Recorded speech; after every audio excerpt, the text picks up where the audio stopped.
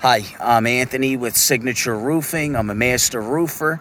I'm at the home of Lisa Nicholsberg, where I'll be meeting the adjuster from her insurer today for the reassessment.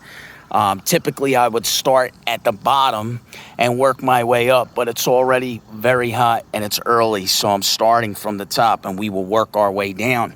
I'm on the rear side. As you can see, the rear side is covered mostly with panels.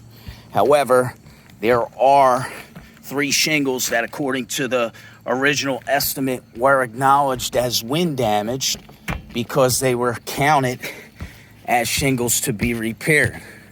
You have a second one right here.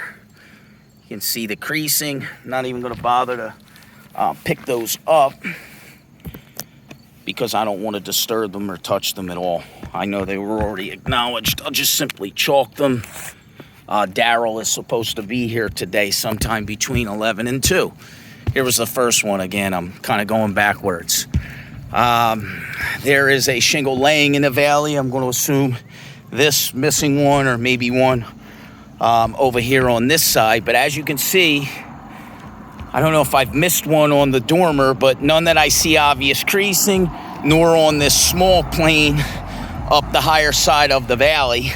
But when you come onto this side of the dormer, you can see that you have significant damage to multiple shingles where they're completely blown off or have, they start with that creasing and they perforate, they get to that point and then eventually blow off.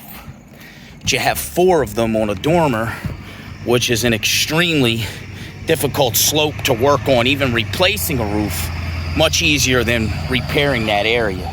But I'll show you my concerns there as well. On the front side to the right of the window dormer, so it's labeled right front, you have 1, 2, 3, 4, 5 that are in the same shape. I'm not going to lift them, but I'll show you the significant creasing, a little bit more difficult to see on a darker shingle. And again, these were all acknowledged by the adjuster. Here's my concern. The estimate that the homeowner was given originally was just a partial award. And what they're hoping can be done is that we would take a sheets of new 3-tab shingles and go and let's just show you this safer example away from the dormer. But in an example like this, you can see the corner is already picked up because I was out here and had already done an attempt at repair video. This was the shingle we used. You can see that on this roof, other than the shingles that are significantly wind damaged or completely compromised, the rest of the roof is in fairly good shape. There are no areas, and specifically the areas where these shingles are missing, and the same is consistent over here on the dormer. What you find is that the shingles that are directly above the missing or damaged shingles are still in really good shape. So the exposure of these shingles, in order to get to the non-exposure where we'd be replacing, we would have to peel these shingles up, thereby, destroying them in the process. It's not that these shingles are too brittle.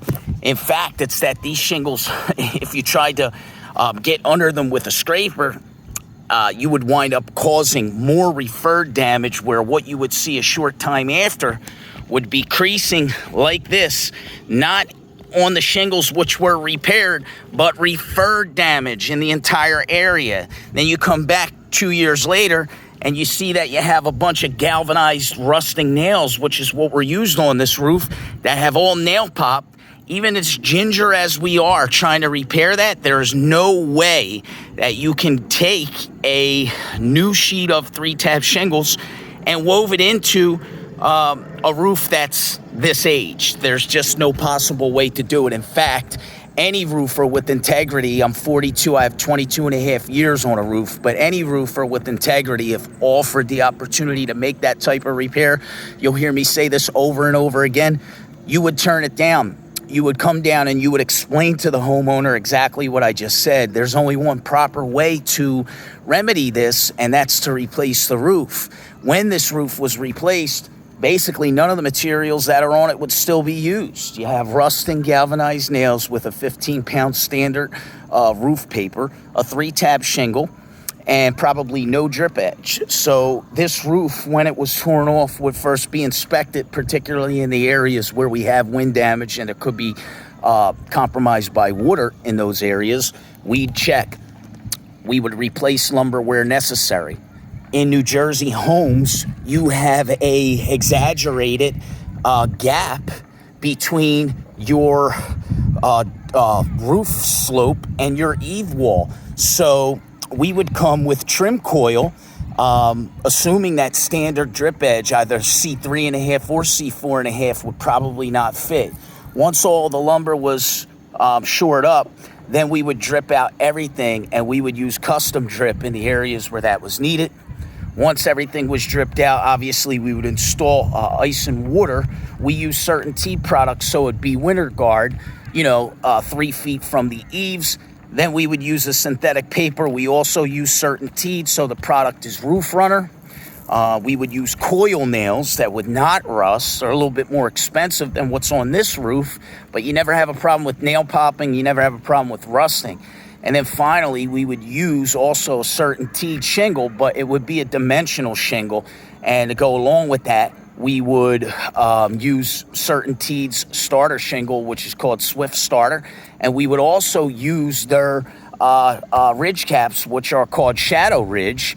And since ventilation, as you can see, is already installed, we would also be installing ventilation, which would also be certain Teed ridge vent. So what would happen is you'd have a one and done for this homeowner. When you use the package that I just explained and it's installed correctly, the manufacturer is willing to extend the warranty, actually a 50-year transferable warranty, so long as you use their starters and caps, which we do on any roof that we do. So I'm just giving you, kind of the pros and cons, basically explaining what's up here versus what would go on this roof today.